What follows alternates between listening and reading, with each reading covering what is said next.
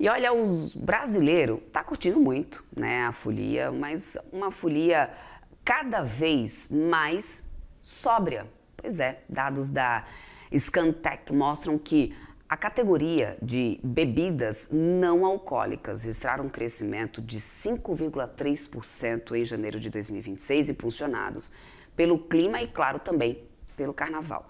Para entender melhor sobre o impacto da data no mercado varejista, né, brasileiro, a gente conversa agora com a Priscila Ariane, que é diretora de marketing da Scantec, que já está aqui comigo. Priscila, muito bom dia para você, obrigada pelo seu tempo, por ter aceito nosso convite para participar aqui desse papo. Bom dia.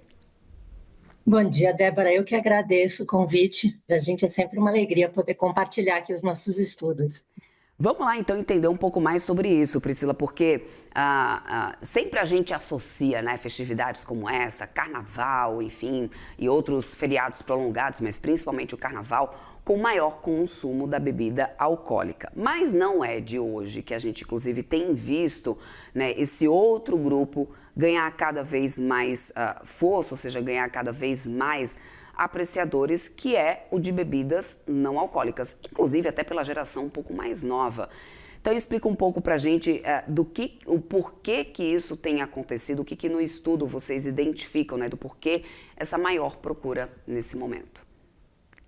Débora, acho que quando você fala não é de hoje, você já matou a charada, né? O brasileiro ele está cada vez mais consciente, preocupado com o que ele vem consumindo. Então, o que a gente observa quando a gente faz os estudos, seja de sazonalidade, como é o de carnaval, seja de assim um acompanhamento constante do que acontece no mercado, a gente observa realmente essa participação das bebidas não alcoólicas crescendo e uma redução do consumo das bebidas alcoólicas, né?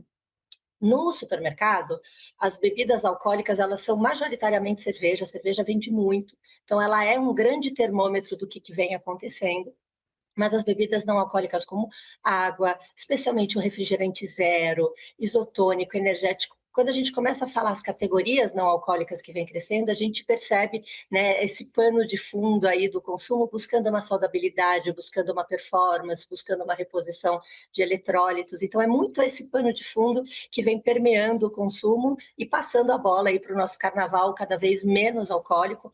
Óbvio que cerveja continua sendo uma campeã de vendas. Quando a gente fala de que está crescendo não alcoólicas, é que elas estão crescendo num ritmo mais acelerado, mas a cerveja continua reinando absoluta aí nos nossos carnavais, né? Mas, Priscila, também tem um crescimento aí das bebidas alcoólicas mistas, que vocês mostram aqui no estudo, que cresceram 22,3%. Esse avanço revela um pouco da procura por praticidade ou existe também uma mudança mesmo no padrão de consumo do álcool, apesar da gente ter ainda a cerveja como a mais procurada? É um pouco de tudo, né? Então, as misturas alcoólicas são aquelas latinhas que já vem como se fosse o drink pronto dentro da latinha para você consumir. Então, também já faz um tempo que a gente observa o crescimento desse drink, né? Da mistura, da gin tônica, enfim, da Coca-Cola com rum, tudo misturado, e as pessoas aumentam esse consumo dentro dos bares, e aí, consequentemente, as misturas alcoólicas, quando elas vêm para esse consumo de rua, para esse consumo prático, onde você não vai ter alguém ali preparando o drink vem pronto dentro da latinha. Então, tem essa face da praticidade, porque o drink está pronto, mas a outra face da moeda é realmente o consumo, o interesse dessa bebida misturada, de fazer uma variedade e não só na cerveja, né? Então, de ter mais diversidade. A gente entende muito essa busca por diversidade em várias facetas do consumo. O consumidor é sempre ávido por novidades, por coisas diferentes, por experimentar coisas novas, e a categoria de misturas alcoólicas, ela vem muito ao encontro dessa busca, desse desejo de variedade. De alguma forma, Priscila, a questão da renda também pode estar comprometendo, ou pode estar ajudando nessa mudança de perfil de consumo. Dá para associar essa mudança a um consumidor mais pressionado também pela renda, além da busca, obviamente, né, por pouco mais de saúde? Olha, o que a gente observa? A gente faz muito estudo que a gente chama de trade-up, trade-down, né? Que é troca por marcas mais caras e trocas por marcas mais baratas. marcas.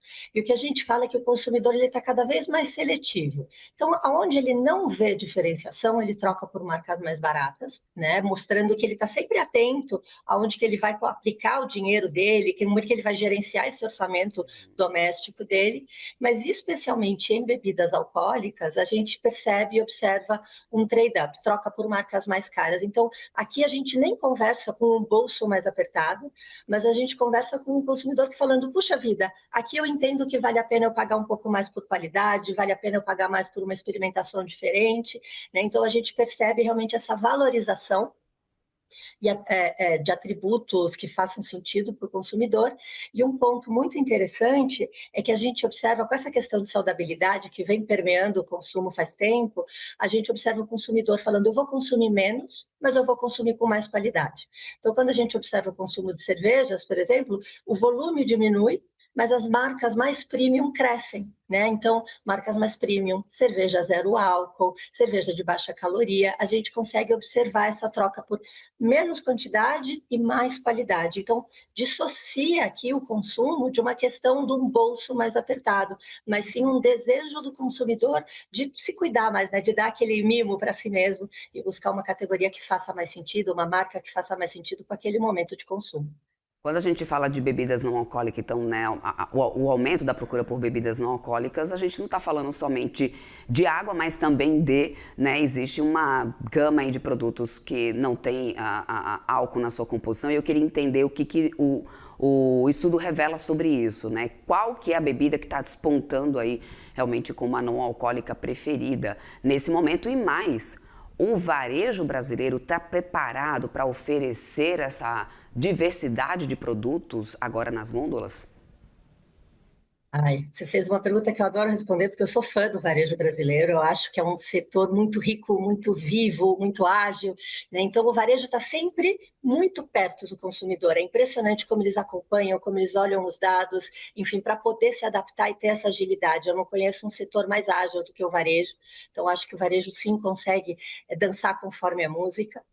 Quando a gente fala de que as categorias favoritas, né, a gente sempre olha, tem as categorias gigantescas, né, então refrigerante, água, isso é muito grande e obviamente acaba crescendo num ritmo mais lento, mas a gente tem aquelas categorias que são menores, mas que crescem em velocidade muito acelerada, mostrando uma mudança de comportamento, né, uma categoria que vem se destacando assim, já faz um tempo e crescendo uma velocidade muito, muito rápida, é a de energéticos, né? Energéticos que começou como uma categoria consumida na balada, para fazer drinks e tudo mais, hoje ela já se reposiciona e ela é colocada como uma categoria que auxilia na prática de esportes, uma categoria que ajuda você a manter a performance ao longo do dia no escritório, nos estudos, então uma categoria que vem ampliando aí a sua área de abordagem e crescendo muito rapidamente. Com essa onda toda de saudabilidade, esportes e tudo mais, a gente viu o isotônico crescendo bastante também. E quando a gente fala em refrigerante, é notório como retrai os refrigerantes regulares e crescem muito acelerado os refrigerantes zero açúcar, né? Então, no carnaval passado, refrigerante zero açúcar cresceu 46%, né? Um crescimento brutal, muito grande, mostrando realmente essa mentalidade do consumidor de vou ter esse momento, né, de gostosura aí de tomar um refrigerante, mas muito consciente do consumo de açúcar, do que eu estou colocando para dentro do meu organismo também. Perfeito. Priscila, quero muito agradecer a tua participação aqui conosco. Conversamos com Priscila Ariane, diretora de marketing da Scantec. Uma ótima terça-feira de carnaval para ti, né? Muito obrigada pelo teu tempo, pelo teu tempo aqui com a gente. Até uma próxima. Obrigada, Débora. Até mais. Até mais. Tchau, tchau.